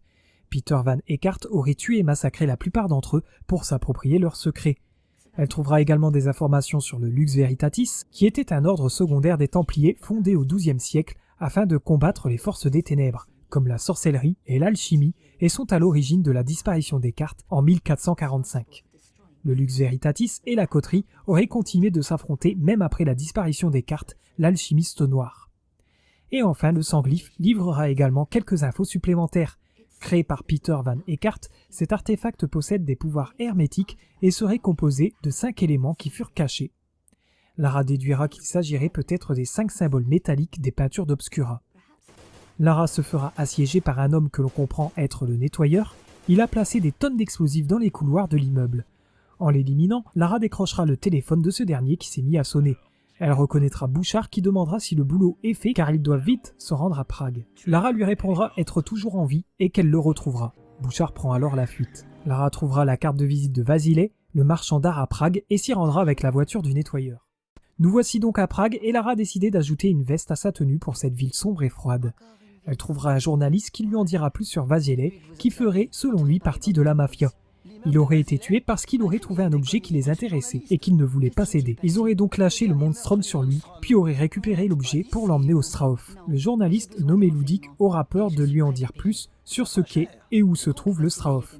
Cependant, si les bons dialogues sont choisis, il dira que le Strauff est le quartier général de la mafia et qu'il déborde d'activités ces temps-ci.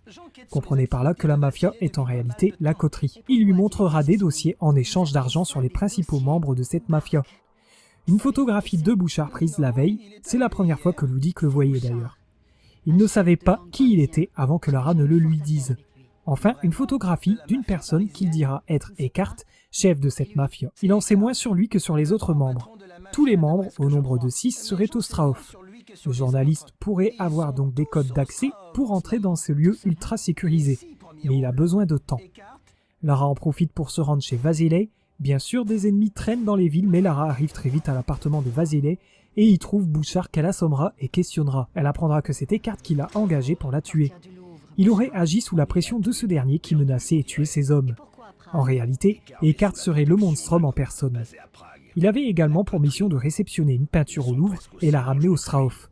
Il confirmera que le groupe basé au Strauff est la coterie et non la mafia. Tous les membres seraient aussi tordus et dangereux qu'Eckart. Il serait pire que la mafia, et Bouchard aurait vu passer des documents prouvant que ces personnes existaient déjà lors de la Seconde Guerre mondiale. Vasile est en possession des 5 gravures d'Obscura qui permettaient de savoir où se trouvaient les véritables peintures. C'est grâce à l'une d'elles que Von Croy devina l'emplacement de celle du Louvre. Cependant, la coterie intercepta les fax entre Werner et Vasile et n'avait plus besoin de Werner car il savait où se trouvait la 4e peinture. Selon Bouchard, les victimes se font profaner pour dissimuler ce qu'Eckart leur fait vraiment subir. Il emporterait des morceaux de ses victimes pour amener à la vie le cubiculum Néphili, ou plus précisément le dormeur, le dernier de la race éteinte des Néphilim. En faisant cela, Eckart espère faire renaître les Néphilim. Lara apprendra que la 5e gravure d'Obscura indique que la 5e peinture se trouverait dans la galerie des trophées, l'un des derniers refuges secrets du Lux Veritatis qui avait caché les 5 peintures peu avant l'an 1500. Eckhart serait à sa recherche. La galerie serait sous le Strauhof, c'est pour cela que la coterie s'y serait établie. Avant de partir, Bouchard indiquera à Lara que le Lux Veritatis était gardien de véritables secrets d'époque, et aussi d'armes. La galerie cacherait sûrement autre chose que la peinture. Lara laissera Bouchard attaché pendant qu'elle fouillera l'appartement de Vasily. Elle y dénichera une salle cachée dans laquelle elle trouvera des informations sur les éclats périaptes. Il s'agirait de 3 armes de lumière en forme de pointe et faites de cristal, puis d'autres informations sur le dormeur. Un sarcophage de pierre découvert en Turquie aurait contenu les restes du dernier Néphilim. En voulant rejoindre Bouchard, elle trouvera juste le cadavre de ce dernier.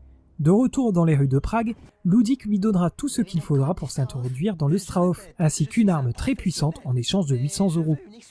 Il déposera donc Lara devant la forteresse du Strauhof, un entrepôt bien gardé où s'enchaîneront phases de plateforme et infiltration ou action, à vous de choisir. En manipulant un aimant, Lara défoncera les tourelles, elle pourra donc avancer plus loin où sont entreposées des découvertes archéologiques et se servira d'une scie afin de s'introduire dans les conduits et sera témoin d'une scène de torture. En effet, Gunderson a surpris Ludik dans les zones de chargement et l'a amené à Eckhart, qui le tuera grâce au pouvoir de son gant. En arrivant dans la salle de contrôle et comparant l'itinéraire donné par Ludik et la carte présente dans la salle, Lara se rendra compte que pour gagner du temps, elle devra couper le courant dans une section. Ce qui aura comme conséquence de libérer un étrange monstre qui était enfermé dans une cellule ultra sécurisée. Celle-ci commence déjà à massacrer les gardes du Strauhof. Pendant ce temps, Lara débarque dans le centre de recherche biologique et personne ne saura expliquer pourquoi elle se retrouve soudainement avec un short à la place de son pantalon. Elle y rencontre le docteur Grant Muller. Il dira que la coterie contrôle tout Prague et serait les précurseurs d'un ordre nouveau sur Terre. Eckhart leur donnerait l'immortalité en échange de leur collaboration. Selon ce dernier, le dormeur serait ici au Strauhof, ramené de Turquie. En extrayant les essences vitales du dormeur, Eckhart serait capable de créer une toute nouvelle génération de Néphilim et pas un monstre incontrôlable comme le proto-Néphilim sur lequel travaillerait une certaine Bose. Le docteur aspergera Lara d'un gaz avant de prendre la fuite. Un gaz non mortel qui lui a juste permis de perdre la trace de Muller. En traversant le centre de recherche, Lara devra affronter des cobayes qui pourraient s'appeler Groot. Elle empoisonnera une plante qui gardait une porte grâce à différents mélanges de produits chimiques et aura accès à une grande serre très bien gardée encore. Plus loin, Lara y verra Eckhart, Muller, Gunderson, un certain Karel et la fameuse Bose en pleine panique suite à la coupure de courant qui aurait permis à son proto-Néphilim de s'échapper du sanatorium.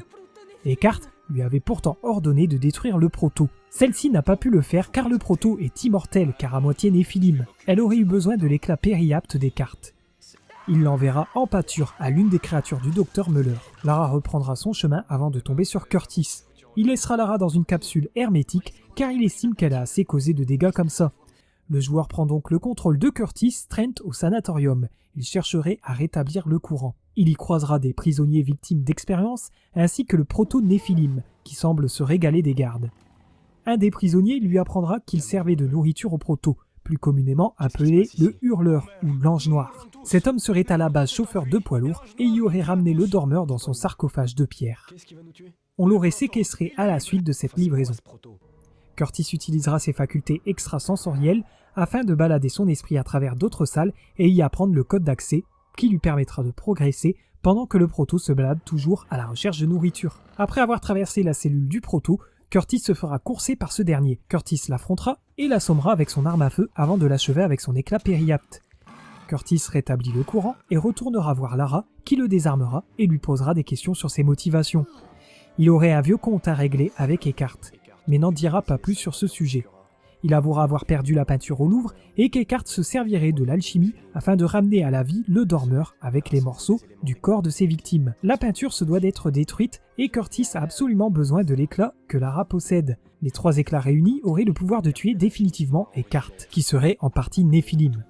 Ces éclats furent forgés par le Lux Veritatis.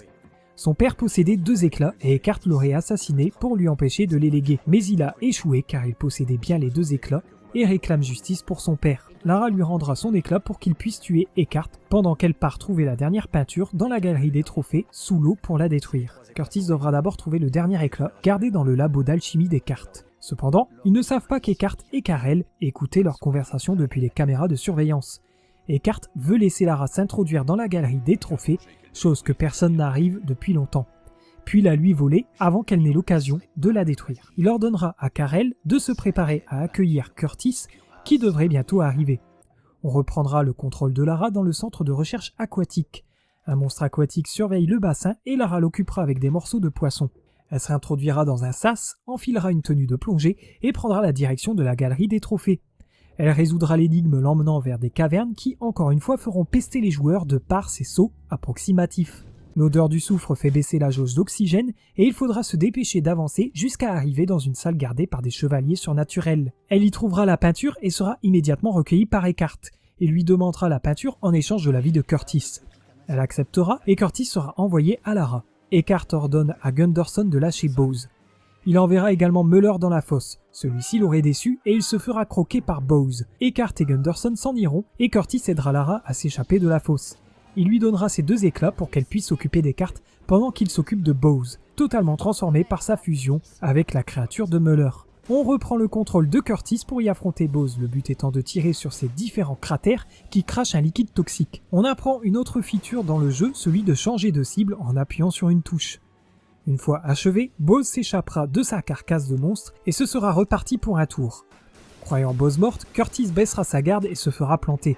Ce dernier lâchera son Shirugai, qui coupera la tête de cette dernière. Curtis s'effondrera, très mal en point.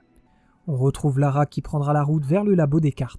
En plus d'y récupérer le 3e éclat dans une eau acide, qu'elle aura réussi à transformer en eau claire grâce aux différentes fioles d'alchimie, elle se rendra ensuite dans une énorme salle où se trouve Eckhart en train d'utiliser le sang-glyphe à l'aide de son gant pour réveiller le dormeur. Le rôle d'Eckhart est de ramener les enfers sur Terre. C'est alors que commence l'affrontement entre Eckhart et Lara. Un combat extrêmement facile puisqu'il suffit de rester allongé, de l'affaiblir une fois qu'il rentre dans la cellule et enfin de lui planter un éclat. Le tout 3 fois, mais surprise, alors que Lara s'apprête à planter le 3e éclat, Kal-El fait irruption, intercepte le 3e éclat des mains de Lara et plantera lui-même ce dernier dans la tête d'Eckhart, le tuant définitivement. Il avouera que Eckhart œuvrait en fait pour lui, lui-même Néphilim, et qu'il souhaite accomplir la venue du nouvel ordre mondial. On découvre qu'il aurait pris l'identité de plusieurs personnes afin de se servir de Lara pour trouver les peintures et donc l'aider à réveiller le dormeur. Elle découvrira une cicatrice sur la main de Kal-El et cela nous ramène au meurtre de Von Croy. Il aurait pris l'apparence d'Eckhart pour le commettre et cette cicatrice est née lorsqu'il a brisé les lunettes de Werner. Alors que Kal-El s'envole dans la pièce pour essayer d'abattre Lara avec ses pouvoirs, celle-ci attrape le sang-glyphe et le mettra au contact du dormeur. Cela aura pour conséquence de détruire le dormeur et Kal-El. Lara retournera au dernier endroit où a été vu Curtis. Elle trouvera son Shirugai à côté d'une mare de sang et celui-ci semblera lui indiquer une direction. Curtis n'est peut-être pas mort, mais cette question ne sera jamais élucidée. Le jeu se termine de cette manière et n'aura jamais de suite. Enfin, du côté jeu vidéo en tout cas. En effet, le jeu se prendra des critiques assassines lors de sa sortie. Les bugs vraiment nombreux ainsi que la maniabilité désastreuse auront eu raison de ce jeu. Un mois après la sortie de ce dernier, Jeremy Smith démissionnera et la franchise Tomb Raider sera retirée des mains de Core Design et la suite de la trilogie fut annulée. L'avenir de la licence sera donné à Crystal Dynamics, studio américain connu pour la série Legacy of Kain. 2,5 millions d'exemplaires seront vendus. Ce n'est pas énorme, mais très récemment, l'équipe principale se disait satisfaite des ventes du jeu. Le jeu n'est pas considéré comme un échec commercial, mais plus comme un échec d'organisation. En effet, le jeu aurait dû bénéficier de 6 à 8 semaines de développement supplémentaires pour y inclure tout ce qui était prévu.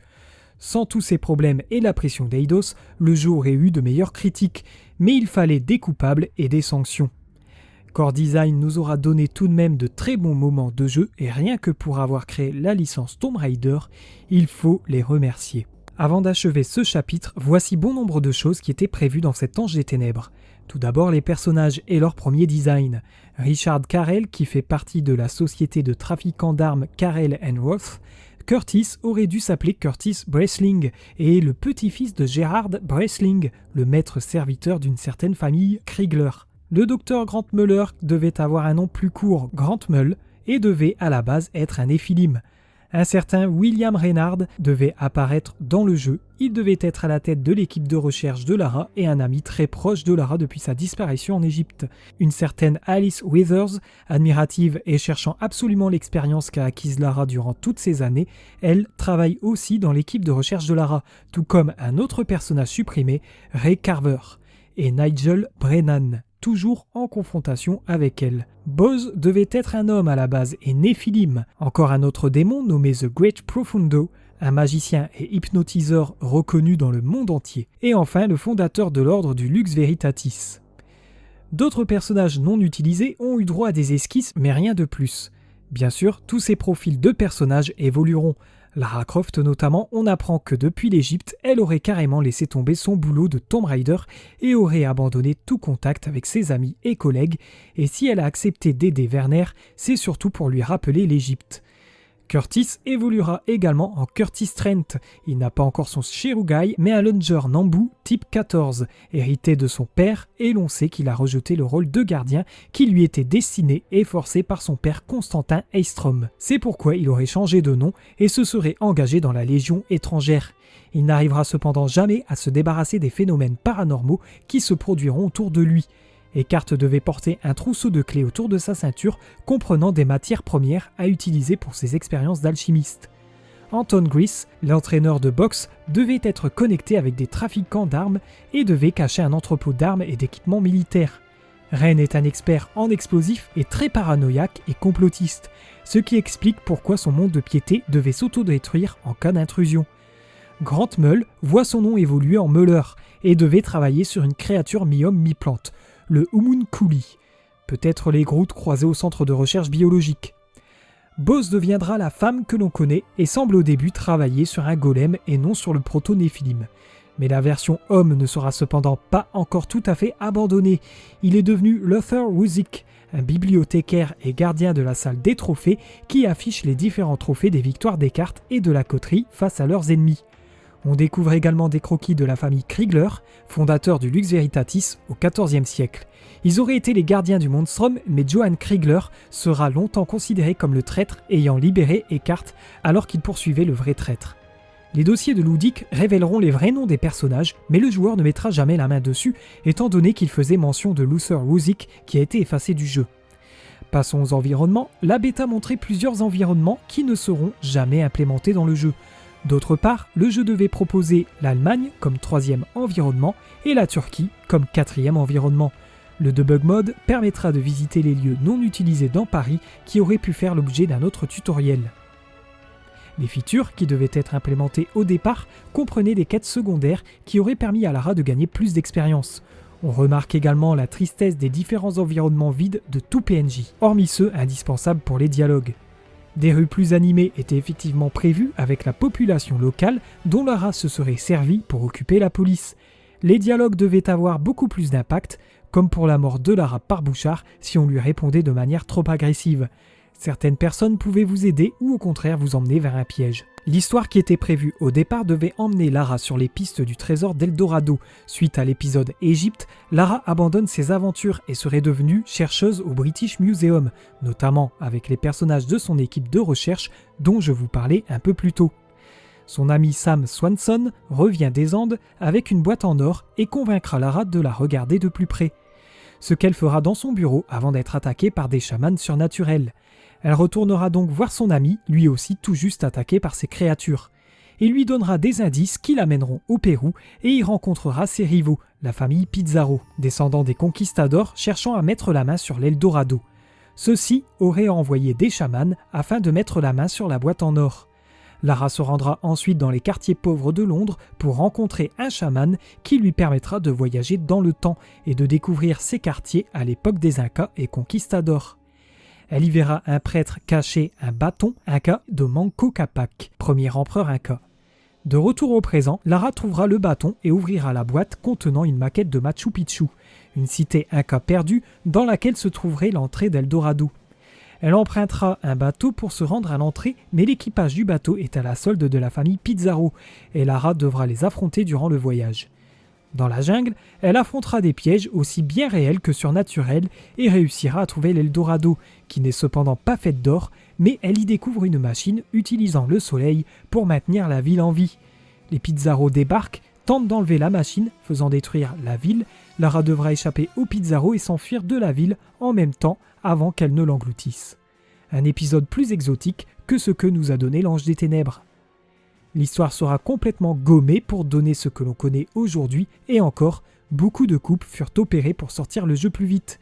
Il était également prévu qu'elle fasse brûler son manoir pour l'aider à oublier le passé, mais cette idée fut abandonnée car le manoir était le seul lien qui existait avec le film.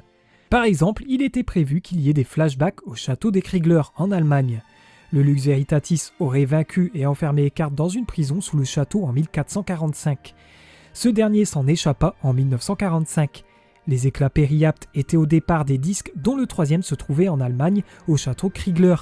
Pendant que Lara cherchait la cinquième pâture au Strauhof, Curtis se rendrait aux ruines du château mais tomberait dans le piège d'Eckhart et ce dernier repartirait avec les 3 disques. Lara supposera que Curtis a été assassiné et se rendra en Turquie, lieu où doit avoir lieu la renaissance des Néphilim. Karel aidera Lara à vaincre Eckhart, cependant la révélation Karel ne devait pas être révélée avant le prochain jeu, et le jeu se terminait comme celui que nous connaissons, à savoir Lara qui suppose que Curtis n'est peut-être pas finalement mort. Encore au niveau de l'histoire, la survie de Lara en Égypte était expliquée. C'est une chamane du nom de Poutai qui l'aurait guidée. Elle lui aurait d'ailleurs donné une amulette qui était censée guider Lara dans le tutoriel, et même plus tard dans le jeu. La cinématique était d'ailleurs finalisée, comme vous pouvez le voir. Enfin, des dialogues inutilisés trouvés dans les fichiers du jeu nous permettent de se rendre compte que l'action devait être plus présente. Le tutoriel devait également être plus complet, ce qui aurait bien aidé les joueurs. Et quelques features sont mentionnées mais non présentes dans le jeu final, comme la possibilité de se cacher dans une benne et être au courant des dernières nouvelles et meurtres du Monstrum grâce aux différentes radios croisées durant le jeu.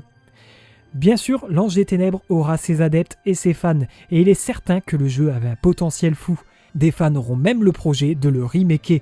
Son histoire ne sera pas abandonnée comme ça, une suite commencera à être développée et des romans raconteront la suite de cette histoire. Mais ça, c'est pour un prochain chapitre de l'histoire de Tomb Raider.